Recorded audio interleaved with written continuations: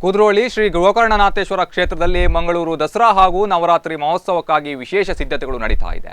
ನವರಾತ್ರಿ ಮಹೋತ್ಸವ ಕಾರ್ಯಕ್ರಮ ಸೆಪ್ಟೆಂಬರ್ 29ರಂದು ನವದುರ್ಗೆಯರ ಹಾಗೂ ಶ್ರೀ ಶಾರದಾ ಮಾತೆಯ ಪ್ರತಿಷ್ಠಾಪನೆಯೊಂದಿಗೆ ಆರಂಭಗೊಂಡು ಅಕ್ಟೋಬರ್ 9ರವರೆಗೆ ನಾನಾ ಧಾರ್ಮಿಕ ಹಾಗೂ ಸಾಂಸ್ಕೃತಿಕ ವೈಭವದೊಂದಿಗೆ ನಡೆಯಲಿದೆ. ಕುದ್ರೋಳಿ ಕ್ಷೇತ್ರದಲ್ಲಿ ಪತ್ರಿಕಾಗೋಷ್ಠಿಯಲ್ಲಿ ಈ ಕುರಿತು ಮಾಹಿತಿಯನ್ನು ನೀಡಿದ ಕ್ಷೇತ್ರದ ನವೀಕರಣದ ರೂವಾರಿ ಕೇಂದ್ರ ಮಾಜಿ ಸಚಿವ ಜನಾರ್ದನ್ ಪೂಜಾರಿ, ಈ ಬಾರಿಯ ದಸರಾ ಶೋಭಾಯಾತ್ರೆಯಲ್ಲಿ ಶಾರದಾ ಮಾತೆಗೆ ಪ್ರಥಮ ಸ್ಥಾನವನ್ನು ನೀಡಲಾಗಿದೆ. ಬಳಿಕ ಇತರ ಟ್ಯಾಬ್ಲೋಗಳು ಶೋಭಾಯಾತ್ರೆಯಲ್ಲಿ ಸಂಚರಿಸಲಿವೆ. ಇದೊಂದು ಮಹತ್ವದ ಬದಲಾವಣೆಯಾಗಿದ್ದು, ಕ್ಷೇತ್ರದ ಆಡಳಿತ ಮಂಡಳಿ ಖಜಾಂಚಿ ಪದ್ಮರಾಜ್ ಆರ್ ಅವರ ಸಲಹೆಯಂತೆ ಈ ತೀರ್ಮಾನ ಕೈಗೊಳ್ಳಲಾಗಿದೆ ಎಂದರು. ದಸರಾ ಮಹೋತ್ಸವ ಉದ್ಘಾಟನೆ ಈ ಬಾರಿಯೂ ವಿಶೇಷ ಅತಿಥಿಯಿಂದ ನಡೆಯಲಿದ್ದು, ಅತಿಥಿಯ ಹೆಸರು ಇನ್ನಷ್ಟೇ ಅಂತಿಮಗೊಳ್ಳಬೇಕಾಗಿದೆ. 10 ಲಕ್ಷಕ್ಕೂ ಅಧಿಕ ಮಂದಿ ಭಾಗವಹಿಸುವಂತಹ ನಿರೀಕ್ಷೆ ಇದೆ. ಮಹೋತ್ಸವಕ್ಕಾಗಿ ದೇವಸ್ಥಾನದಲ್ಲಿ ಸಕಲ ಸಿದ್ಧತೆಯನ್ನು ನಡೆಸಲಾಗ್ತಾ ಇದೆ. ದೇವಾಲಯದ ಹೊರಭಾಗವನ್ನು ಚಿನ್ನದ ಬಣ್ಣದಿಂದ ಶೋಭಿಸುವಂತೆ ಮಾಡಲಾಗಿದೆ ಎಂದವರು ತಿಳಿಸಿದ್ದಾರೆ. ದಸರಾ 2019 ಈ ಬಾರಿ ಅತ್ಯಂತ ವೈಭವಯುತವಾಗಿ ಹಾಗೆ ಶ್ರದ್ಧಾಪೂರ್ವಕವಾಗಿ ನಾಡಿದ್ದು ಭಾನುವಾರ ದಿವಸ ಸೆಪ್ಟೆಂಬರ್ 29ರಂದು ಆರಂಭಗೊಳ್ಳಲಿಕ್ಕಿದೆ. ಶ್ರೀ ಕ್ಷೇತ್ರದಲ್ಲಿ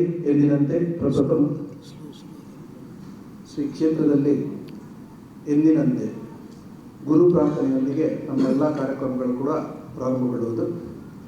ಅದರ ನಂತರ 10 ಗಂಟೆಗೆ ಕಲಶ ಸ್ಥಾಪನೆ ಆಗಲಿಕ್ಕಿದೆ. 11:20ಕ್ಕೆ ನವದುರ್ಗೆ ಹಾಗೂ ಶಾರದಾ ಮಾತೆಯ ಪ್ರತಿಷ್ಠೆಯೊಂದಿಗೆ ಈ ಮಂಗಳೂರು ದಸರಾ 2019ಕ್ಕೆ ಚಾಲನೆ ದೊರಕಲಿಕ್ಕಿದೆ. ಶ್ರೀ ಕ್ಷೇತ್ರದಲ್ಲಿ ಈ ದಸರಾ ಕಾರ್ಯಕ್ರಮ 29ನೇ ತಾರೀಕಿಗೆ ಆರಂಭಗೊಂಡು 8ನೇ ತಾರೀಕು ಅಕ್ಟೋಬರ್ ಮಂಗಳೂರು ದಸರಾ ಮೆರವಣಿಗೆ ಜರಗಲಿಕ್ಕಿದೆ. ಅದರ ಪ್ರತಿ ದಿವಸ ಕೂಡ ಮಹಾಪೂಜೆ, ಅನ್ನ ಸಂತರ್ಪಣೆ, ಕ್ಷೇತ್ರದ ಸಂತೋಷಿ ಕಲಾ ಮಂಟಪದಲ್ಲಿ ನಮ್ಮ ಜಿಲ್ಲೆಯ, ರಾಜ್ಯದ, ದೇಶದ ಖ್ಯಾತ ಕಲಾವಿದರಿಂದ ಸಾಂಸ್ಕೃತಿಕ ಕಾರ್ಯಕ್ರಮಗಳು, ಉತ್ಸವ ಜರಗಲಿಕ್ಕಿದೆ. ವಿಶೇಷವಾಗಿ ನಾನು ಈಗಾಗಲೇ ಹೇಳಿದಾಗೆ 29ನೇ ತಾರೀಕು 11:20ಕ್ಕೆ ಈ ನವದುರ್ಗೆ ಮತ್ತು ಶಾರದಾ ಪ್ರತಿಷ್ಠಾಪನೆಗೆ ನಮ್ಮ ಮಂಗಳೂರು ನಗರದ ಪೊಲೀಸ್ ಕಮಿಷನರ್ ಆದಂತಹ ಶ್ರೀ ಡಾಕ್ಟರ್ ಆಶಾ ಇವರು ದೀಪ ಬೆಳಗಿಸುವ ಮೂಲಕ ಚಾಲನೆ ಕೊಡಲಿಕ್ಕಿದ್ದಾರೆ. ಒಂದು ದೊಡ್ಡ ಬದಲಾವಣೆಯನ್ನು ನಾವು ಮಾಡಿದ್ದೇವೆ. ಪ್ರತಿ ವರ್ಷ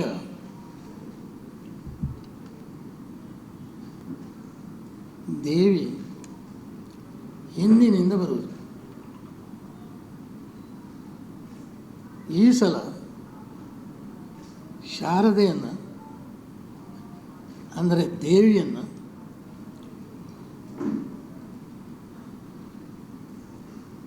ಅದಕ್ಕೆ ಪ್ರಥಮ ಸ್ಥಾನವನ್ನು ಕೊಟ್ಟು ಮುಂದಿನಿಂದ ದೇವಿಯನ್ನು ಕೊಂಡೋಗುವಂಥ ಬದಲಾವಣೆಯನ್ನು ಈ ಸಲ ಮಾಡಿದೆ. ಅವರು ಬಂದರು, ಇದಕ್ಕೆ ಹೇಳಿದ ನಾವು ಇಲ್ಲಿ ಜಾತಿ ಭೇದ ಏನು ಇಲ್ಲ. ಅವರು ಬಂದು ನನಗೆ ದಿವಸ ಆಗಲು ಕಡಿಮೆ ಅಂದರೆ 2-3 ಸಲ ನನಗೆ ಫೋನ್ ಮಾಡಿ ಹೇಳ್ತಾರೆ, ಹೀಗೆ ಆಗಿದೆ, ಇಷ್ಟು ಜನ ಬಂದರು, ಇಷ್ಟು ಪತ್ರಿಕಾಕರ್ತರು ಕೂಡ ಇದ್ದರು. ಅವರ ಹತ್ರ ನಾನು ಪತ್ರಿಕೆಯವರ ಹತ್ರ ಕೇಳಿದೆ.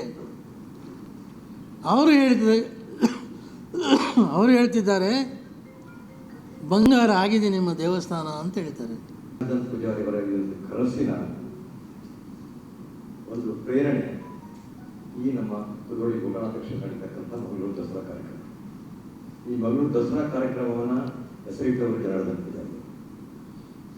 ಈ ಕಾರ್ಯಕ್ರಮ ದೇಶದಲ್ಲ ಜಗತ್ ಆಧ್ಯಾತ್ಮಿಕ ಪರಂಪರೆಗೆ ಕುದ್ರೋಳಿ ಗೋಕರ್ಣ ಕ್ಷೇತ್ರದ ಕೊಡುಗೆ ಯಾವತ್ತೂ ಮರೆಯಲಾಗದಂತಹ ಒಂದು ಅವಿಸ್ಮರಣೀಯವಾದಂತಹ ಸಾಂಸ್ಕೃತಿಕ ಕಾರ್ಯಕ್ರಮ ಆಗಬೇಕನ್ನುವಂತಹ ಒಂದು ಕನಸಿನಿಂದ, ದೂರದೃಷ್ಟಿಯಿಂದ ಈ ಕಾರ್ಯಕ್ರಮ ಕಳೆದ 28 ವರ್ಷಗಳಿಂದ ಸತತವಾಗಿ ನಿರಂತರವಾಗಿ ಎಲ್ಲ ಜನರ ಅನುಗ್ರಹ, ಯಾಕಂದರೆ ಸರ್ಕಾರದ 1 ಪೈಸೆಯನ್ನು ಕೂಡ ಪಡೆಯಲಿ, ಜನಶಕ್ತಿಯಿಂದ ಈ ಕಾರ್ಯಕ್ರಮವನ್ನು ನಡೆಸಲಿಕ್ಕೆ ಆಗುತ್ತೆ ಅನ್ನೋದನ್ನ ಜನಾರ್ದನ್ ಪೂಜಾರಿ ಅವರು ಇವತ್ತಿನವರೆಗೆ ಮಾಡಿ ತೋರಿಸಿದ್ದಾರೆ.